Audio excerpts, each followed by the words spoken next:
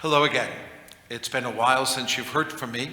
The committee's been hard at work with regard to our renovation, and most of phase one was wrapping up and winding down, as it were.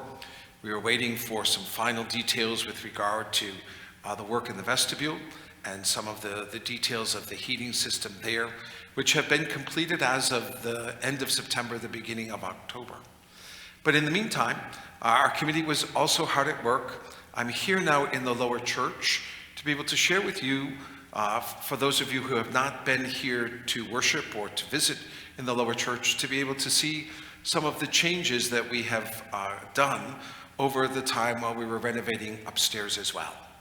Some of you may remember before the renovation, if you were here in the lower church, it was a little bit musty in the summer and it was unbearably hot in the winter. I used to refer to it as a sauna. And I believed that the pews were medieval torture mechanisms. Sitting in them was very difficult because they were very close together, designed actually for school children in the early part of the 20th century. So in addition to the cosmetic changes that I will show you, we've also made some practical changes to make it a more comfortable space.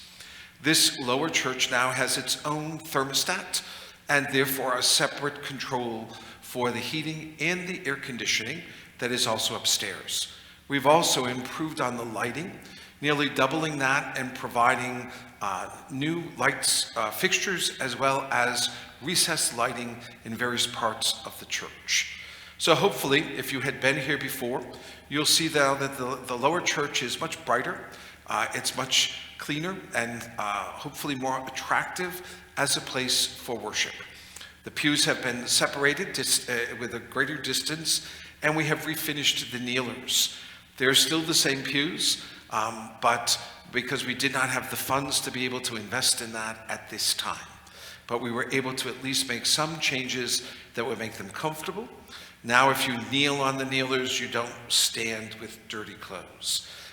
And you also don't have to squeeze in to the space for school children in the early 20th century with our 21st century bodies and sizes. Some of the most obvious changes, of course, are here in the sanctuary. The tabernacle is in its same place, but we've painted the space behind it to be able to create a framing for that, actually going back to what was probably some of the idea of the painting before the changes of 1980. The statues on either side have now been encased in niches. Part of that is because above them run the pipes and the network for the heating and the cooling for the upper church. Creating these spaces was able to camouflage them while not making it necessarily look like that, but also to create attractive space here for these objects of our prayer and the encouragement for our devotion. Around the church, you'll see that we have painted it in colors that are more reminiscent of what we see as the coloring in the windows. The two windows on either side that are under the stairways that lead from the upper church. Of course, those stairways were installed in the 1950s, and so since 1950, those windows have been dark. We've now created a lighting behind them so that even in the course of the day, the beautiful glass can be seen and appreciated by people who worship here.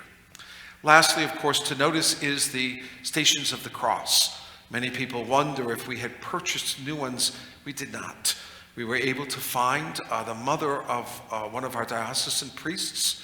She and her sister work at restoring religious art, and they were willing to take the project on. They repainted all of them, cleaning them, scraping, fixing any broken pieces in the figures, and then painting them with the colors that would match our new color scheme here, and then putting gold leaf on the actual stations, which are the crosses above, and some of the accents for our Lord and Our Lady in their images in the Stations of the Cross.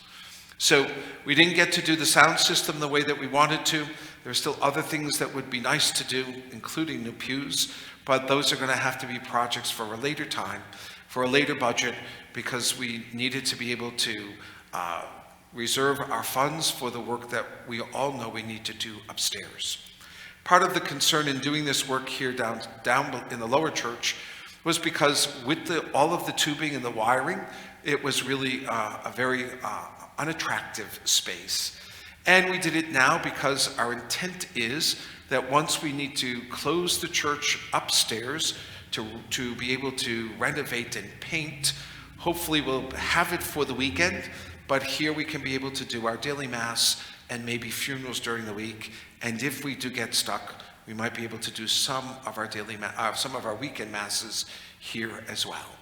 So being here in the lower church, I'm able to show you, and hopefully you can appreciate the changes that we have made to make this space much more attractive, much more comfortable, and also a more fitting space for the important work that we do when we gather to pray, to celebrate the Eucharist, to adore the Lord in the Blessed Sacrament, and to receive his blessing through benediction. People who do worship here now appreciate the changes and the comfort that this new space is able to provide. But my real intent of today is to share with you information that I shared in our parish on the weekend of December 17th and 18th. I was able to share with the parish what our committee has worked on for the last 2 years, meeting with various architects and designers and discussing in great detail what we want to be able to see as the vision for our church. Many of you might remember what we presented 4 years ago when we had our One Family, One Faith campaign. And so I want to be able to at least begin by going back and looking at that. Many people want to know where the campaign is and how it is done. Rather than giving you actual figures, I've created the report in pie charts to give you a visual about what we're looking at. This first chart shows you of the monies that we've received, which is somewhere in the vicinity of nearly $2 million. 3/4 of that, which is just under $1.5 million, have come from the pledges that people contributed. The actual amount is $1,446,272.42 as of December 1st. So each week that number increases because our revenues increase by your generosity. But the campaign has been extremely successful. People want to know how many people have defaulted on their pledges, meaning that they haven't paid. We have about 5 or 6 families who have contacted us. Some of them left the parish because they needed to move elsewhere for employment. They left for other reasons, or they were not able to fulfill their pledges in some capacity. Remaining in that are 8 families who have not paid on their pledge in the last 4 years. That amounts to $45,000 in unpaid pledges, another $20,000 to $25,000 in those who have either changed their pledge, notified us that they will not complete it, or had to be able to move outside the parish and wouldn't fulfill that commitment. So when we're looking at $1.5 million, we're looking at less than $70,000 that is not collected. That's probably in the vicinity of 0.002%, which is incredible. Most professionals will tell you in a campaign of this effort and this size that you can expect at least 10%, maybe 15%, that would be uncollectible. To realize that we did this in the midst of a global shutdown and a worldwide pandemic is truly a remarkable statement to our parish, to your commitment to this project, and to your generosity, especially in a time that was very, very difficult economically. We are most grateful for people who have contributed to this, who have paid up on their pledges, and who continue to support our effort. The next pie chart is to take that other $250,000 and to be able to separate that out. We put it as a separate pie chart because if we put it in the single pie chart, some of the figures are so small that it becomes hard to be able to see them. What you'll notice in this pie chart is that the larger color, which is the yellow or tan color, is our second collection. Every week, as you know, we pass the basket a second time, and we use those funds and set them apart to be able to help with our renovation. We've collected, in the second collection, a substantial amount of money, over $253,000. I'm noticing that the slide has an incorrect figure there. Next to that, moving towards counterclockwise, the burgundy color is the loose cash that we have received from our Sunday collections to help us to meet the obligation of the diocesan effort of the Legacy of Hope. Some of you may remember that, well, when we began this campaign back in 2018, we yoked it to the diocesan effort for the Legacy of Hope. To do that, we needed to make a commitment to pay what was our target, $435,000, that we could then be able to keep any funds over and above that target for our use as a parish effort. Otherwise, we would join the diocesan effort and then we would split. To our target, we would get 40%, the diocese would take 60, and then once we reached our target, it would flip. We would get to keep 60 and they would be able to take 40. By yoking the campaign and making the commitment to that initial target amount, we were able to keep any monies that went beyond our target in 100% of those revenues. But we still have a commitment to pay down that obligation, and so we are now can tell you as the date of this recording, we're down around $81,000 that is left outstanding to be paid before the end of August. The next piece of pie is a dark brown and it's very small. That's an anonymous gift that we received from a parishioner. Next to that is a very thin line that represents, that's restricted gifts. After that is an orange piece that's a good sized piece of pie, and that actually are the memorial gifts. Those are the gifts that we received when a family member died and the family used our renovation as their designated charity in lieu of flowers. 80 families have made memorial gifts to their loved ones, and that represents a substantial amount of money as a gift to our parish. Next to that is another brown one, piece of pie that represents the people who did not make a pledge but have used their envelopes.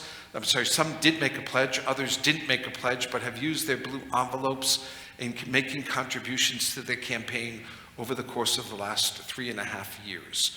And then the last piece is those non-pledge payments, which have been able to help us to be able to also receive other gifts along the way.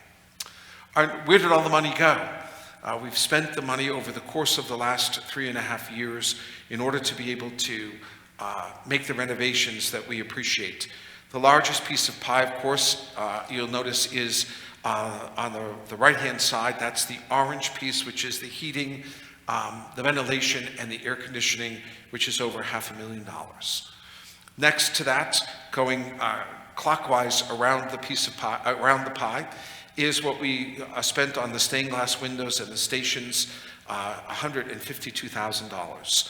The next large piece, which is a shade of brown, was the woodworking, the renovation of the pews, the construction of the wainscoting, and all of the woodworking that was done in the upper church, which amounted to just over $250,000, $276,000. This very thin piece, which is a tan color, was the restoration of the floors here, some of the outside work that had to be done on the property to make room for the heat pumps and to be able to provide for the safety of accessing that area. Next to that is a piece in a burgundy color, and that's the asbestos or any of the structural investigation that we did, which amounted to about $90,000. The next piece, which is almost a chocolate brown, is a substantially larger piece. That's the electrical and the plumbing. Again, over $250,000, $265,000 and some change. Next comes some work and investigative work on the sound system and what we're going to do to improve upstairs and the purchase of the organ that we enjoy every celebration upstairs. Next to that larger brown piece is the Legacy of Hope quota. When we did this pie, we had paid $338,000, so we were just under the $100,000 mark. We've now since paid down another portion of that we're at $81,000. And then the last piece standing apart is what we've paid for the architects, both in phase 1 and now the original design for phase 2, which has amounted to $104,000. So what have we paid for? You know what we've done for upstairs because you can see that and enjoy that. The next slide is to be able to give you what I presented on the weekend of the 17th and the 18th as our vision for the future of St. Mary's Church. This is a cut-through, a perspective, almost as if you were looking at our church in a dollhouse from one side. To the left is the choir loft and the vestibule, and to your right, the large wall that's arched and painted in green, blue, and yellow is the sanctuary. And the doorway that is there is currently an arch through which you would see the tabernacle if it were not there now, or as I said, if the door isn't there, that's where the tabernacle is located now. This perspective gives you an idea of how the church would look, what we're looking to do in using different coloring and accents along with some stenciling in order to be able to create an appreciation as well as to highlight the architectural features of our beautiful church and to be able to bring them to a new kind of life and visibility. The next slide shows to you what you would see sitting in any of the pews as you looked at the sanctuary. To the left, again, where the doors are in the rendering, is the arch that would lead you to where the tabernacle is now. The intent would be to create that as a transitional space, a Mary Chapel where we would have an altar, some flexible seating, and then be able to use that at various times in the year to feature the various titles and venerations of Our Lady through our different cultural and linguistic communities. The purpose of the doors, which would probably be etched glass, would be to create a confidentiality to that area as well, so that it could double as a confessional on the weekends. We don't have a confessional really at any point except a couple chairs in the sacristy here in the lower church. This would move that sacrament to the upper church and create it in a much more visible and dignified space in order to be able to do that. To the left, to the right of that is where the statue of Our Lady is currently with the baptismal font. The plan is that we would move the baptismal font over in front of the Lady Chapel, and in turn that we would move our music ministry there so that they wouldn't have to separate because of the Blessed Sacrament behind them, but they would have that space in order to be able to use that. There would be a ramp in the front, and the stairs would be realigned so that they would be a much easier and more comfortable rising, and that there would be a ramp so anybody with a wheelchair or crutches would be able to access the sanctuary without needing to climb stairs. To those who would prefer the stairs, we would also see that railings are installed. The plan would be to remove the step where the altar is, to lower it to the original level of the sanctuary, and then to create a greater visibility for the tabernacle, which would be placed behind it in the original position when the main altar was installed in the 1950s, and that we would restore that. Around it, what you see in this rendering are three different types of designs. The next slide gives you a close-up of how we would look to paint the church. And realize that the coloring may differ between the slides, and whatever technology you're using to watch this, we will actually plan to paint a mock-up, and with the mock-up that we would be able to fine-tune the colors, to refine their sizes, and to be able to go forward with that. But this shows you that the sanctuary would have three different designs that would be stenciled in that. The bottom design is what would be painted on the lower section. It's a combination of a fleur-de-lis, and the letters are superimposed on each other as of A and M. It's a traditional symbol for Our Lady, using the words that the angel Gabriel did when it visited her in Nazareth, Ave Maria in Latin, or Hail Mary. Above that would be the stencil that you see at the top of that, which is a repeating cross with white and blue and gold. And then above that, in the upper section of the sanctuary, just the three walls that are recessed beyond the main nave of the church, would be a dark a darker green, sage green, with a stylized gold cross. As I mentioned last weekend, some people get a little anxious when they look at the green because of the green carpeting. When we paint it, the green carpeting will eventually be gone. So we're looking beyond what we know and experience right now as our church to a future vision. But I can also tell you that the committee had discussions at great length, and we met purposefully with the designer to challenge the choice of green. His response to it was that green is, from their experience, one of the best colors to use in churches because it creates the best palette against which liturgical colors present themselves, whether it's the purple of Advent and Lent, the red of the blood or the Spirit, or the white, the gold, or the green of other seasons. They all work well against the green. His other concern was that in some of the recommendations the committee made, it would change the coloring of the marble, turning it from its soft sienna color to either a yellow or to a garish pink, and that this color would actually best highlight the marble of the reredos to show its features as well as its authentic coloring. So the committee was convinced, as hopefully you will be once we paint it and be able to see it. The next slide again shows you that side view, looking towards where the tabernacle is now, where we would hope to be able to renovate into a chapel for Our Lady, and also the doors then would be able to create confidentiality that we could also use that space doubling as a confessional.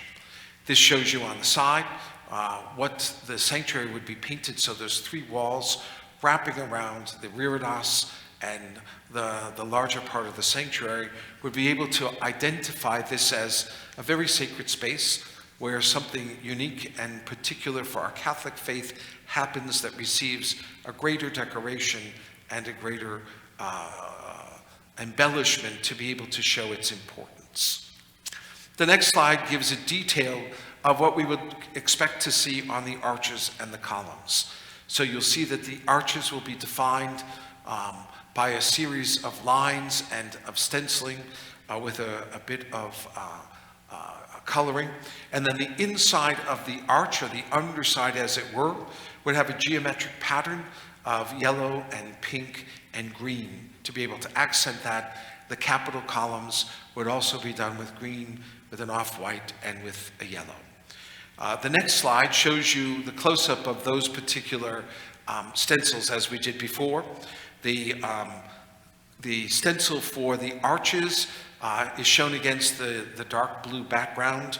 The next slide in the middle, the stencil in the middle is actually what would be at the bandings of the columns, both at the top below the capital as well as in the middle of the column as it rises from the floor.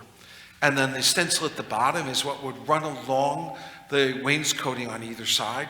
This actually is a feature that is repeated and takes its inspiration from the way the church was painted, probably from its inception, and most recently up until 1980, when that particular decorative design was removed.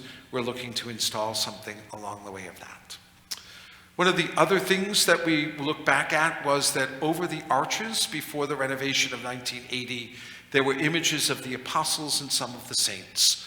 Our concern is, since the church is named for St. Mary of the Assumption, that rather than put images, which might be more costly than we could afford, that we would look instead to put titles of Our Lady, that we would draw from our rich cultural and devotional practice as a community, and that over each of the arches there would be stenciled with some flowers a title for Our Lady.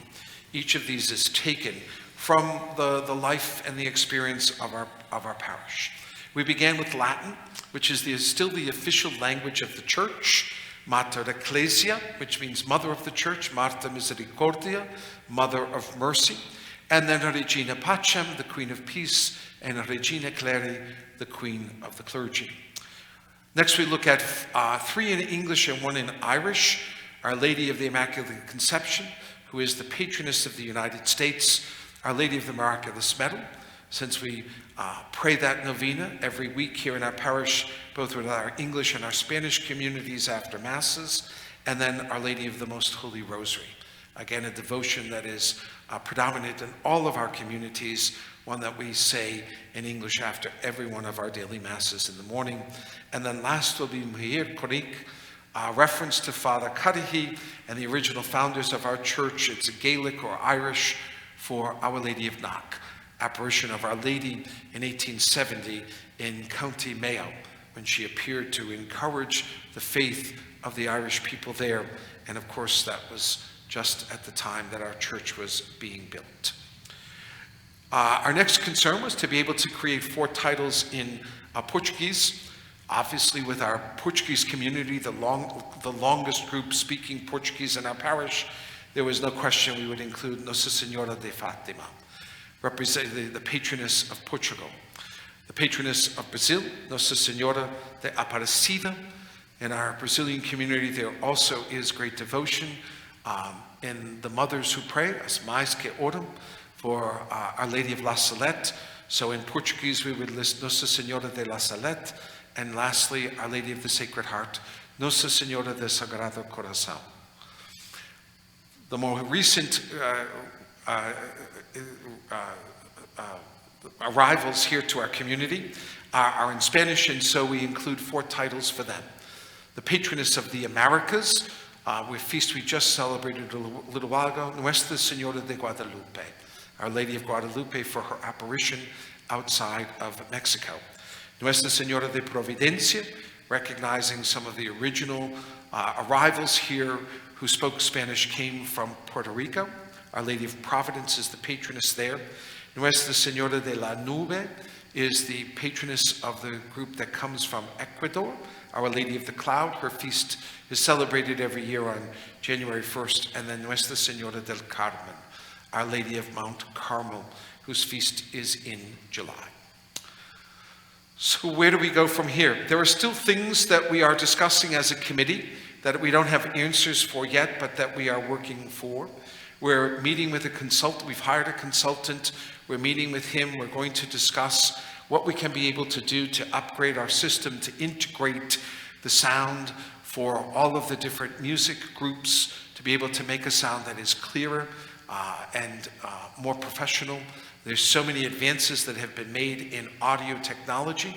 We want to be able to take advantage of them, including the ability for people who have the need of hearing assistance to be able to do that. We have various options that we can look at, to devices that we would install, to the fact that we could put a wiring in the church that would connect as a Bluetooth to anybody's hearing device that they might have simply by connecting it through a smartphone or a cellular phone. The other concern we're still looking at is the Stations of the Cross. The old world paintings were purchased by Father Cudahy at the end of the 19th century in Rome. They've been some work done to them, but they show their age of 130 years. Some of them are sagging and drooping. Some others have cuts, and a couple of them were damaged in the fire that was in the church in the 1980s. So we want to be able to fix those and to restore them to their beauty. Now that they are illuminated, we want to be able to see that the coloring and the quality of the artwork shines forth. What's it going to cost? We don't know yet.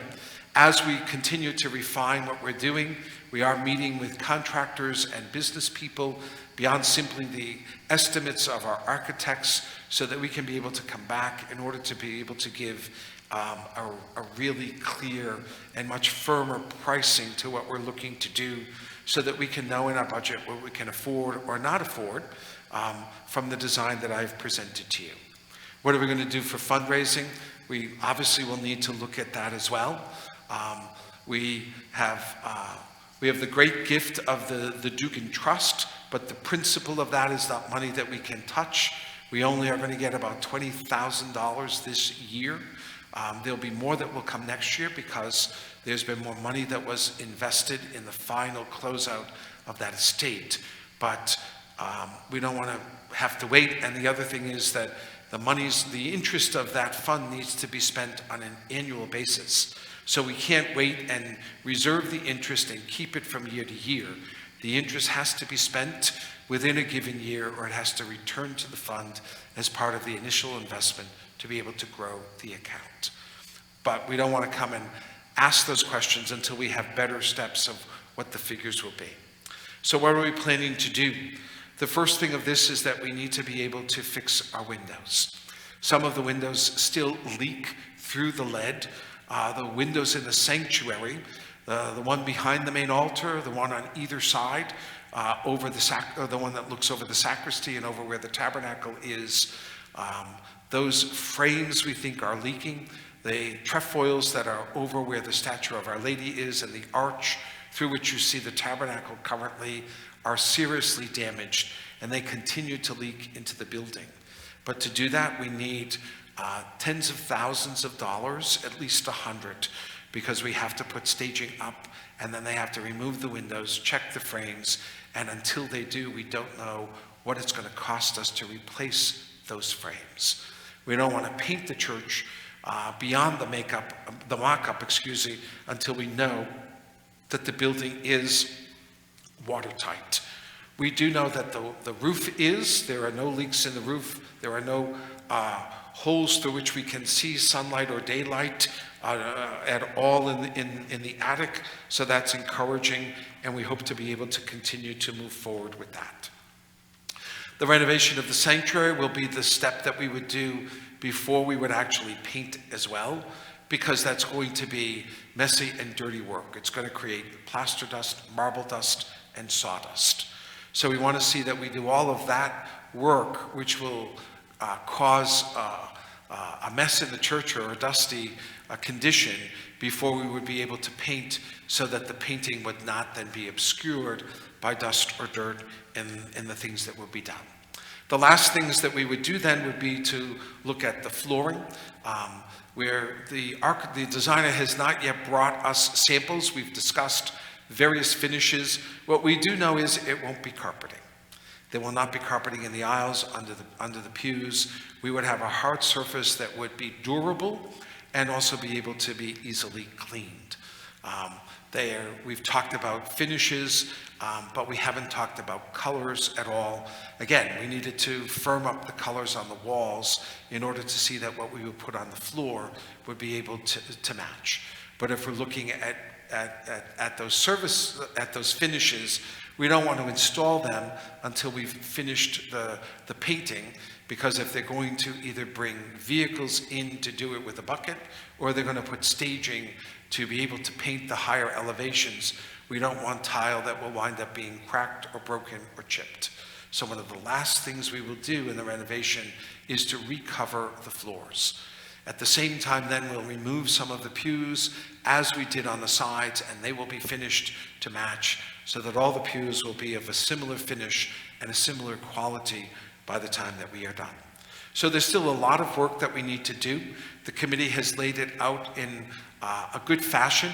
We're indebted to our project manager, Bob Callahan, to the incredible work that Bob does in sharing his knowledge and his understanding of building, creating scopes of work, meeting and vetting companies, and overseeing the project in very fine detail to make sure that we receive what we pay for, and that what we pay is for quality, and that our money goes to as far as it can, reasonably and fairly, both to our contractors as well as to your generosity to our parish.